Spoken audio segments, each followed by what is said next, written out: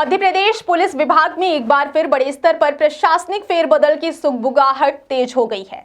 सूत्रों की माने तो राज्य शासन हाल ही में पदोन्नत हुए पुलिस अधिकारियों की नई पदस्थापना की तैयारी कर रहा है।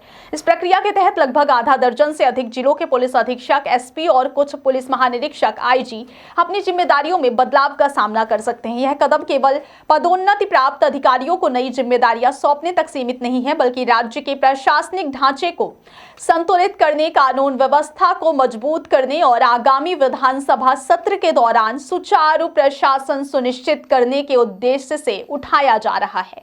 शहडोल रेंज में नए पुलिस महानिरीक्षक, आईजी की नियुक्ति भी जल्द होने की संभावना है। लंबे समय से शहडोल रेंज में या तो खाली पद रहा है या फिर अस्थायी व्यवस्था के तहत कार्य चल रहा था। अब प्रशासन इस रेंज में स्थायी आईजी नियुक्त करने की तैयारी कर रहा है। यह कदम रेंज के संचालन में स्थायित्व लाने और कानून व्यवस्था को मजबूत बनाने के लिए महत्वपूर्ण माना जा रहा है। सूत्रों के अनुसार शहडोल रेंज में नए आईजी की नियुक्ति से न केवल स्थानीय पुलिस बल की क्षमता बढ़ेगी, बल्कि क्षेत्रीय अपराध नियंत्रण और पुलिस प्रशासन की रणनीति को भी नई दिशा मिलेगी। प्रशासनिक संकेतों के अनुसार पुलिस विभाग के संभावित तबादलों की सूची 26 जनवरी के बाद जारी हो सकती है। इसके अलावा अगले महीने होने वाले विधानसभा सत्र से पहले भी इस प्रक्रिया को पूरा किया जा सकता है। पुलिस मुख्यालय पीएचक्यू स्तर पर भी करीब आधा दर्जन वरिष्ठ अधिकारियों की नई तैनाती की संभावना जताई जा रही है। जनवरी से अब तक आईपीएस के विभिन्न बैचों के 3 दर्जन से अधिक अधिकारियों को पदोन्नति दी गई है। यह प्रशासनिक संतुलन बनाए रखने के लिए एक आवश्यक कदम है, क्योंकि पदोन्नति पाने वाले अधिकारियों को नई जिम्मेदारियों और उच्च पदों पर तैनात किया जाना है। मैदानी अधिकारियों में सबसे बड़ा नाम जबलपुर रेंज के आईजी प्रमोद वर्मा का है। उन्हें हाल ही में अतिरिक्त पुलिस महानिदेशक एडीजी पद पर पदोन्नति मिली है। प्रमोद वर्मा की यह पदोन्नति केवल सम्मान का प्रतीक नहीं है, बल्कि इसके साथ ही उन्हें पुलिस मुख्यालय में कोई महत्वपूर्ण और रणनीतिक जिम्मेदारी सौंपे जाने की संभावना भी है। इसके परिणाम स्वरूप जबलपुर और शहडोल रेंज में बदलाव की संभावनाएं और भी अधिक स्पष्ट हो गई हैं। प्रमोद वर्मा की नई जिम्मेदारी से न केवल विभाग के कार्य कुशलता में सुधार आएगा, बल्कि कानून व्यवस्था के सुचारू संचालन और प्रशासनिक रणनीति में भी मजबूती आएगी। राज्य शासन ने 2011 बैच के कई आईपीएस अधिकारियों को उप महानिरीक्षक, डीआईजी पद पर पदोन्नत किया है। यह कदम राज्य के प्रशासनिक ढांचे में नेतृत्व परिवर्तन की प्रक्रिया को गति देगा।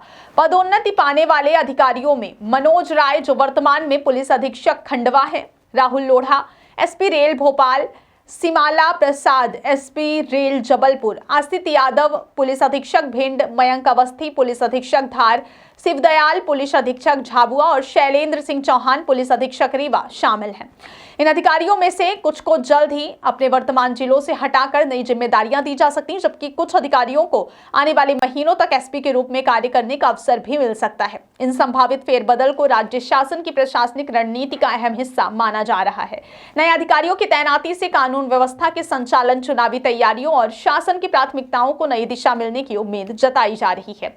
विशेष रूप से उन जिलों में जहां वर्तमान में अपराध नियंत्रण, पुलिसिंग और प्रशासनिक निगरानी में चुनौतियां सामने आ रही हैं, वहां नए नेतृत्व की नियुक्ति से व्यवस्था में सुधार होने की संभावना है। पदोन्नत अधिकारियों और नए नियुक्त अधिकारियों की भूमिका केवल प्रशासनिक कार्यों तक सीमित नहीं रहेगी, बल्कि उन्हें जिला और रेंज स्तर पर कानून व्यवस्था बनाए रखने, अपराध नियंत्रण, यातायात, मानव संसाधन प्रबंधन और आपदा प्रबंधन जैसी महत्वपूर्ण जिम्मेदारियां निभानी होंगी।